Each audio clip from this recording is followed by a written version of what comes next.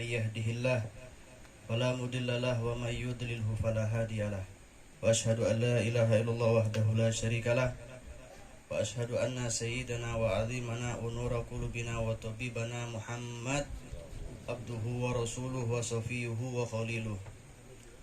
اللهم صل وسلم على سيدنا ومولانا محمد حبيب الرحمن وسيد الأكوان الحاضر مع من صلى عليه في كل زمان ومكان وعلى آله وصحبه وسلم في كل آن. Amma ba'du, hadratul muhtaramin, para habaib, para alim ulama, wa nafsu bi sayyidina al-habib Zainal Abidin bin Muhsin bin Ali al-Hindwan wal habib Alwi bin Husain bin Idrus bin Syekh Habib Bakar bin Salim. Semoga Allah Subhanahu wa taala berikan umur yang panjang, yang afiah, dan diberikan dengan hadirnya beliau keberkahan kepada kita dalam hidup kita, dan ilmu yang beliau sampaikan bisa bermanfaat kepada kita. Dan juga kepada putra dari gurunda kita Sayyidina Al-Habib Haidar bin Muhsin Al-Hindwan, yaitu Al-Habib Muhammad Amin Gudbi wal Habib Ali Fagih, dan juga kepada Ustaz Toha dan juga ustadz-ustadz yang lain, guru-guru, para sesepuh, para tokoh masyarakat yang kada bisa ulun sebutkan ngarannya satu persatu tanpa mengurangi rasa ta'zim dan hormat ulun kepada antum semua. Dan juga kepada hadirin hadirat, ikhwan akhwat yang dimuliakan oleh Allah Subhanahu wa taala. Alhamdulillah, pada malam hari ini Allah berikan salah satu karunia, salah satu keberkahan sehingganya kita bisa duduk di sini tanpa susah payah, tanpa uyuh, tanpa mengeluarkan keringat. Namun yang di dalam keringat sedikit kada apa-apa, mungkin agak panas, kada apa-apa lah. Tanpa ada kita mengeluarkan uang yang banyak, mungkin tanpa jauh kita melangkahkan kaki kita, karena memang ini tempatnya pian. Yang jauh ini ulun, Habib Zain, Habib Alwi datang dari situ Bondo, jauh. Tapi dengan jauhnya jarak bukan menjadi malah berkurangnya semangat, karena dikatakan bertambah capeknya kita, bertambah uyuh kita dalam melakukan satu amal ibadah, maka itu dilipat gandakan pahalanya oleh Allah Subhanahu wa taala. Dalam sebuah hadis, Rasul sallallahu alaihi wasallam pernah berkata kepada istri tercinta beliau, yaitu Sayyidah Aisyah, yang mengatakan, "Ya Aisyah, innama ajruki ala qadri nasabiki." Sesungguhnya wahai Aisyah, seberapa banyak, seberapa besar pahala yang diberikan oleh Allah kepadamu, seberapa besar, seberapa letih, seberapa berat pengorbanan yang engkau berikan, seitu jugalah Allah memberikan pahala. Pernah di masa Rasulullah sallallahu alaihi wasallam ada satu keluarga dari kabilah sahabat yang mana mereka berada di pedalaman. Tetapi mereka diceritakan dalam sejarah tersebut bahwasanya tidak pernah ketinggalan sholat 5 waktu berjamaah dengan Rasulullah di Masjidin Nabawi. Jarak yang jauh mereka hadir ke masjid untuk menunaikan ibadah sholat berjamaah. Bukan hanya sholat Jumat saja, tetapi berjamaah 5 waktu. Jarak yang jauh, kalau dikatakan jauh itu ya sekitar 10 sampai 20 kilo mungkin. Dulu kan ada sepeda motor, mobil, sepeda pancal kan ada, Toyota kan ada, Onta masih ada. Jadi maksudnya jarak tempuh mereka tidak bisa cepat. Kalau misalkan jarak tempuh kalau pakai menggunakan mobil 20 kilo, 25 kilo mungkin 20 sampai 30 menit. Kalau jalan kaki atau naik onta itu bisa sekitar sejam atau sampai sejam setengah.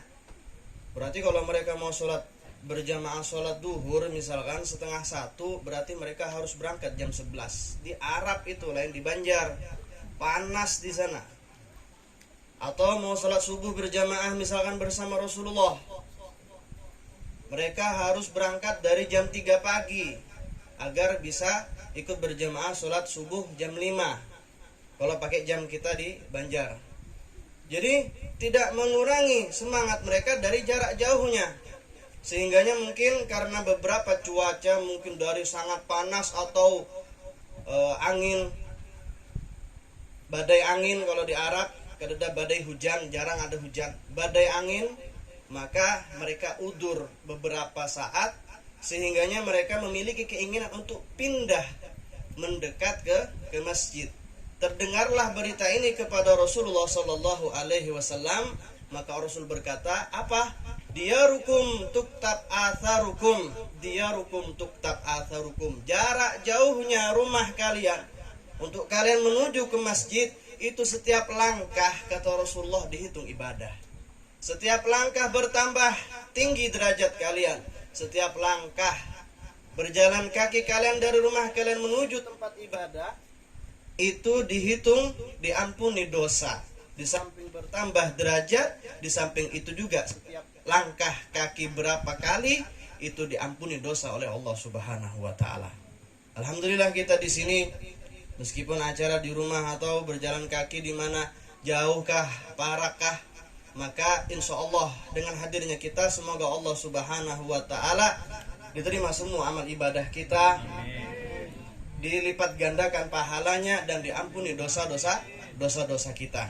Hadirin hadirat ikhwan akhwat yang dimuliakan oleh Allah. Al ulama pernah berkata, salah satu a'malin la yuzanu bimizan. 3 amal ibadah yang tidak ada atau tidak ada timbangan atau tidak ada berapa layu urafu, berapa wazan, berapa besar pahala yang dibalas oleh Allah Subhanahu wa taala dari amal tersebut. Li'azamiha, karena agungnya 3 amal tersebut. Yang pertama apa kata ulama? Al-afu, memberikan maaf. Di dalam Al-Qur'an firman Allah pernah berkata, wal afina 'anin nas. Wal afina 'anin nas wallahu yuhibbul muhsinin. Orang yang memberikan maaf suka memberikan maaf kepada orang lain, maka sesungguhnya Allah cinta kepada mereka orang-orang yang baik. Sesungguhnya di dalam memberikan maaf, kalau kita misalkan di dalam hidup kita bertetangga, ketika kita berkelahi dengan tetangga, meskipun misalkan kita menang, kita merasa menang, merasa benar, maka kehidupan bertetangga kita akan tidak harmonis. Atau ketika kita misalkan sebagai orang yang berjual sesuatu, berjual beras atau berjual iwak, kemudian kita berselisih paham dengan pelanggan kita, maka kalau meskipun kita menang, maka pelanggan kita akan kabur.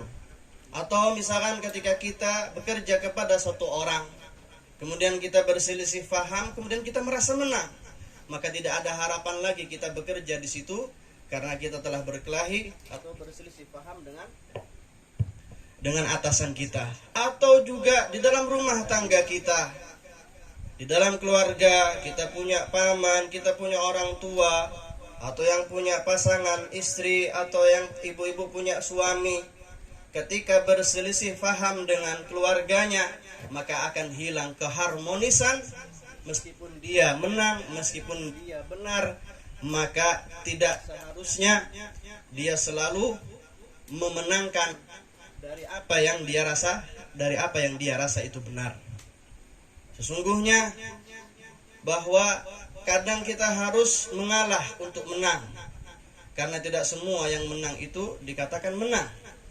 Kita lihat bagaimana Rasulullah Sallallahu Alaihi Wasallam, beliau dizalimi, beliau diganggu, bahkan ujian beliau, bagaimana mereka umat yang hidup di masa beliau, tidak sedikit dari mereka orang-orang musyrik, bahkan dari keluarga beliau sendiri, dari paman atau bibi beliau sendiri, ingin membunuh, mencelakakan Rasulullah. Maka apa balasan Rasulullah kepada mereka? Rasulullah tidak pernah mengangkat tangan untuk membuat mereka celaka, memohon kepada Allah agar mereka binasa. Tidak. Bagaimana ajaran Rasulullah kepada kita untuk selalu memaafkan, karena sesungguhnya pahalanya besar.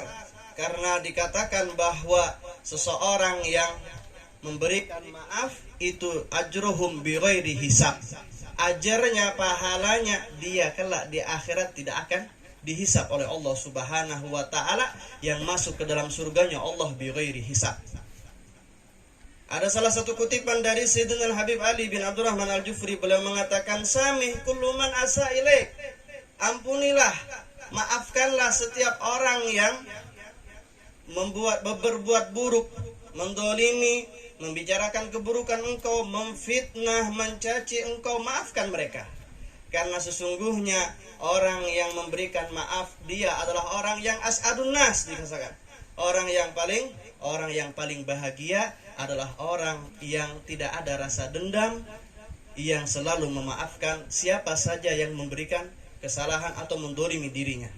Maka semoga kita bisa selalu memberikan maaf kepada orang yang melakukan kesalahan kepada kita. Sulit, pasti sulit. Contoh, Sayyidina Imam Ali Zainal Abidin, beliau Imam Ali Zainal Abidin, putra dari Imam Hussein, yang mana juga beliau adalah kakek dari Sayyidina Imam Faqih Muqaddam Muhammad bin Ali Ba'alawi yang kita rayakan hauliyahnya malam hari ini. Waktu itu di dalam sebuah cerita bahwasanya Imam Ali ini punya budak. Ketika budak itu mengangkat air untuk meletakkan air ini ke kamar mandi, waktu itu yang dibawa pakai kendi, karena dulu kadeda ember gadur, kadeda adanya kendi. Karena berat dan licin, ketika itu terpelesetlah dan terlepaslah kendi itu dari budak tersebut, ternyata terjatuh kepada anak Imam Ali Zainal Abidin yang masih kecil, langsung meninggal. Pian kalau anak pian tergugur lah misalkan, kada usah sampai mati aja, ada pembantu atau ada kawannya luka atau sedikit apa sampai menangis pulang ke rumah, marahnya masya Allah wa na'udzubillah, sampai 7 turunan kada aku maafakan misalkan. Ini baru luka aja, baru terjatuh, baru anaknya pulang nangis setelah main sama anak tetangga atau sama keluarganya atau sama sepupunya misalkan. Kada dimaafkan, kada aku maafakan, kecuali sampainya nangis 2 misalkan. Hanya sebatas itukah kesabaran yang kita miliki?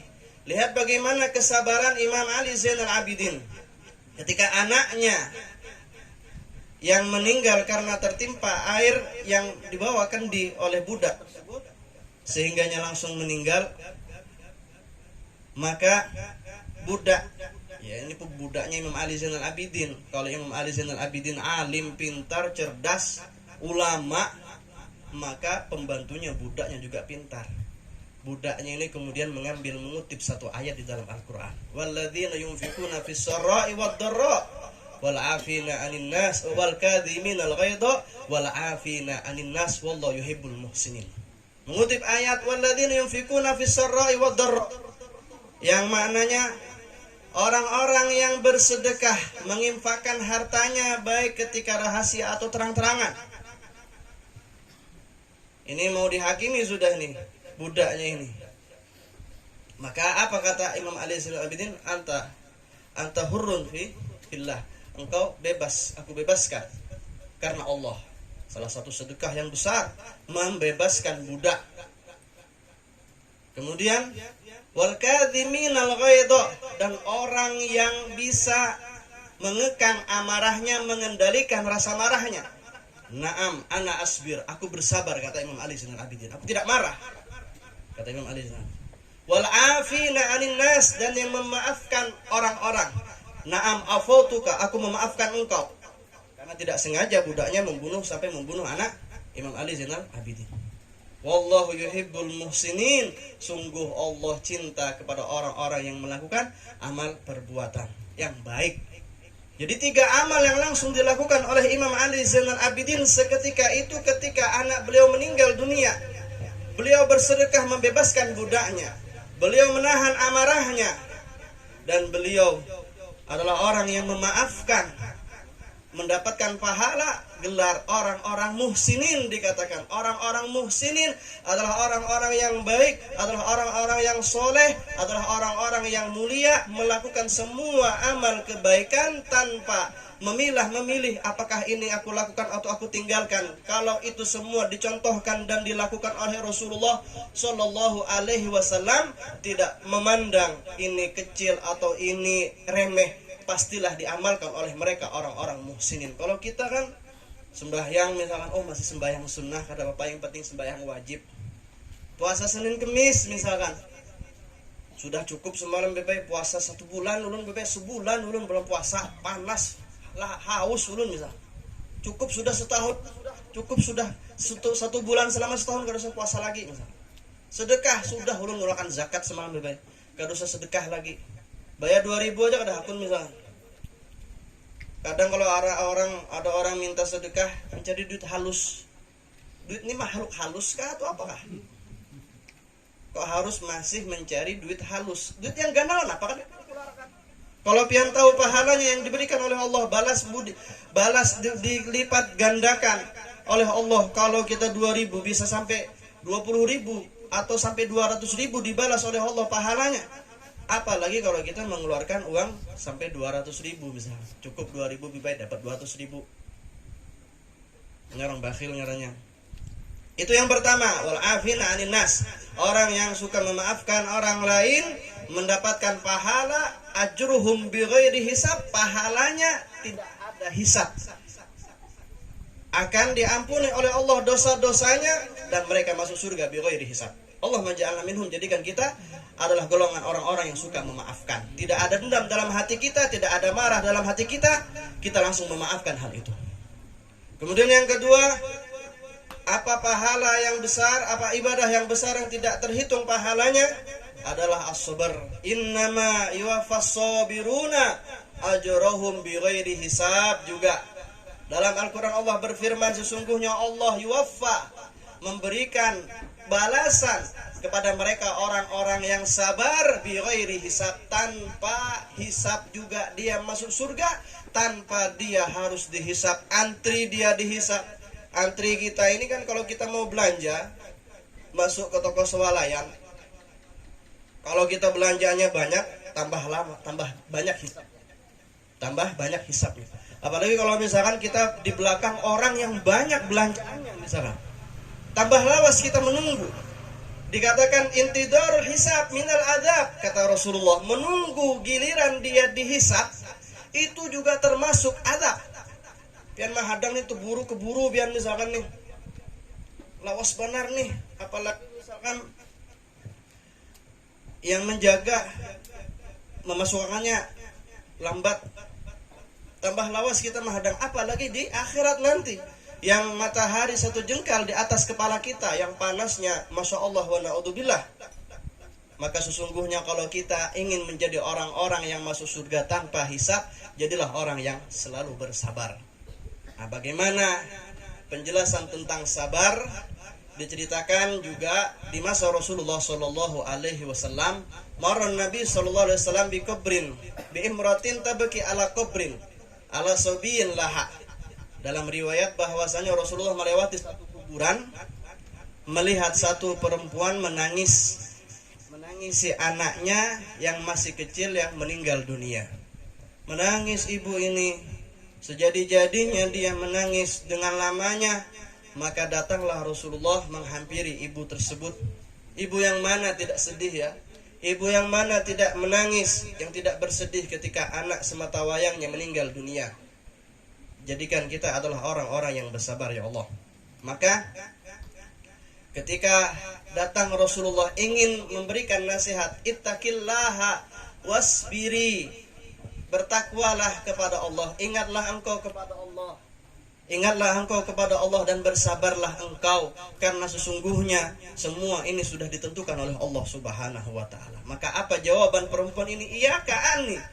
Iyyaka anni. Pergilah engkau dariku, fa innaka lam tusab bi musibati. Karena engkau tidak mendapatkan musibah sebagaimana musibah yang menimpa diriku. Orang sudah dapat musibah lah, misalkanlah ngerasa dirinya yang paling ganal musibahnya.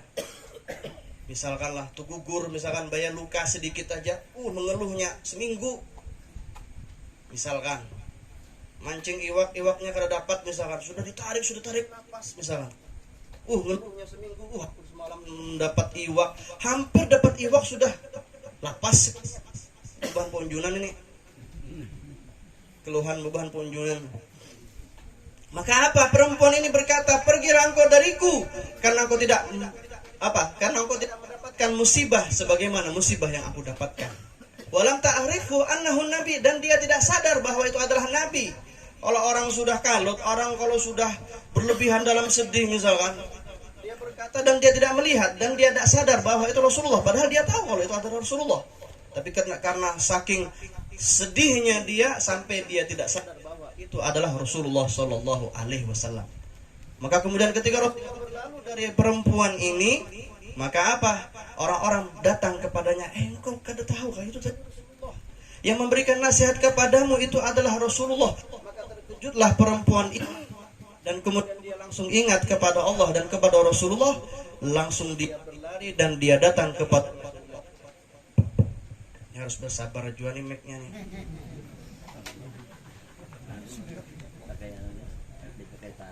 Yang ada talinya ada kah? Ada dah. Bersabar ya berarti nah. Sudah kah?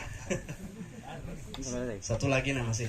Jadi ketika perempuan tahu dan sadar bahwa itu adalah Rasulullah, maka dia berlari dan mendatangi rumah Rasulullah dan mengetuk pintu. Ya Rasulullah, asbiru ya Rasulullah, aku akan bersabar ya Rasulullah. Ini asbiru, aku bersabar sekarang ya Rasulullah, aku bersabar ya Rasulullah. Maka apa jawaban Rasulullah? Al-sabru indas sadmatil ula. Apa kata Rasulullah?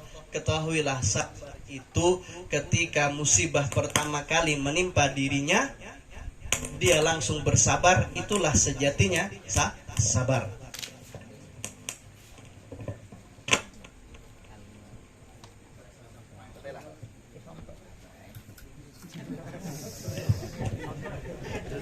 Mari berdiri, nyaman kan berduduk. Turun ke bawah kah? Di bawah bisa.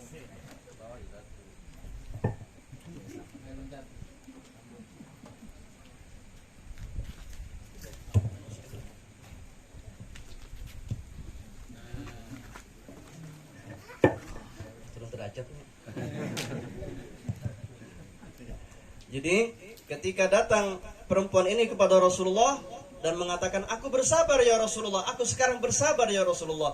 Maka apa jawaban Rasulullah? As-sabru indas sadmatil ula.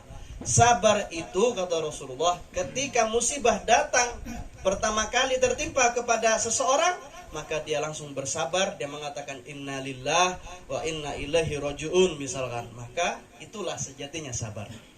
Kalau sudah pian misalkan kehilangan barang lah, sepeda motor hilang misalkan, seminggu pian mencari, 2 minggu, sampai sudah putus asa pian kada dapat, sudah hilang bujuran, anak ikhlas pipai, ulun ikhlas sudah, ini sudah ikhlas, bersabar.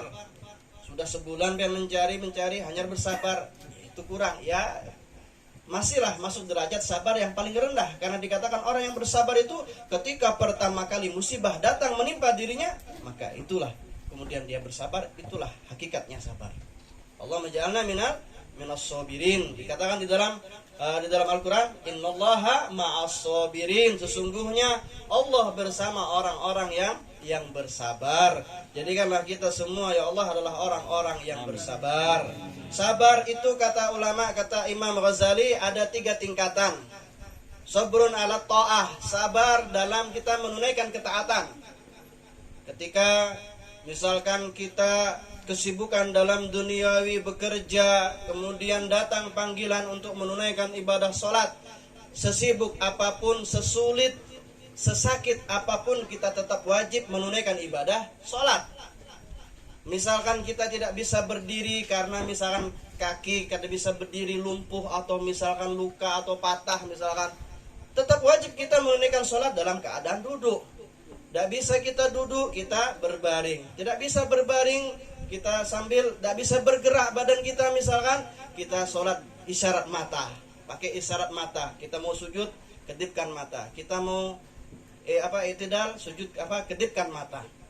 Atau misalkan matanya kada bisa bergerak, sholatlah dengan hati. Itu di kitab fikih disebutkan. Sholatlah dengan hati. Tapi kalau ketika hatinya mati, berarti dia waktunya sudah disolatkan sudah berarti. Sampai mati pun dia harus disolatkan. Sabarnya kita dalam ketaatan ini juga termasuk dari salah satu magom yang diberikan oleh Allah. Ketika kita menunaikan ibadah, setiap apa yang diwajibkan, yang diharuskan oleh Allah Subhanahu wa ta'ala, kita menunaikannya. Bersedekah misalkan kita kada bisa bersedekah 1.100.000, kada bisa 100.000, 10.000, kada bisa 10.000, 1.000. Pakai duit halus kada apa-apa, yang penting kita sudah beramal, bersabar dalam ketaatan. Kemudian derajat sabar yang kedua adalah as-sabru indal maksiyah. Sabar dalam kita meninggalkan maksiat. Ini lebih sulit lagi.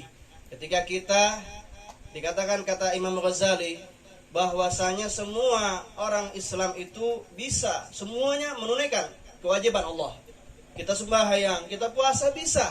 Tetapi kadang untuk derajat yang kedua kata Imam Ghazali sulit kita untuk meninggalkan maksiat. Kadang kita terjatuh setiap harinya dalam maksiat yang sama.